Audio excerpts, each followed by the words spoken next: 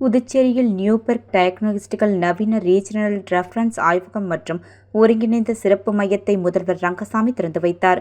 Neuberg டயக்னோஸ்டிக்கல் Puducherry முத்து மாரியம்மன் கோவில் வீதியில் நவீன ரீஜனல் ரெஃபரன்ஸ் ஆய்வகம் மற்றும் ஒருங்கிணைந்த சிறப்பு மையத்தை துவங்கியுள்ளது.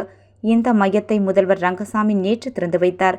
இதன் திறப்பு விழாவில் அமைச்சர் லட்சுமி நாராயணன், நியூபெர்க் டெக்னாலஜிக்கல்ஸ் நிறுவன தலைவர் வேலு, புதுச்சேரி நலம் கிளினிக் தலைவர் நலம் வெங்கட்ராமையா, துணை பிரெஞ்சு தூதர் ஜான் பிலிப், ஐடி ஆலோசகர் சரவணன், சுந்தரமூர்த்தி ஆகியோர் கலந்து கொண்டனர்.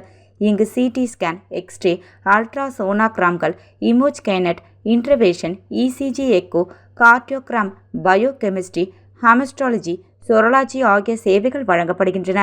நியூபெர்க் டயக்னோஸ்டிக்கல் நிறுவன தலைவர் வேலு கூறுகையில், தமிழ்நாடு, மேற்கு வங்காளம், ராயப்பூர், சத்தீஸ்கர் ஆகிய மாநிலங்களில் எங்களிடம் 11 ஒருங்கிணைந்த மையங்கள் உள்ளன. மேலும் இது எங்களின் 12வது ஒருங்கிணைந்த நோயறிதல் மையமாக இருக்கும் என்றார்.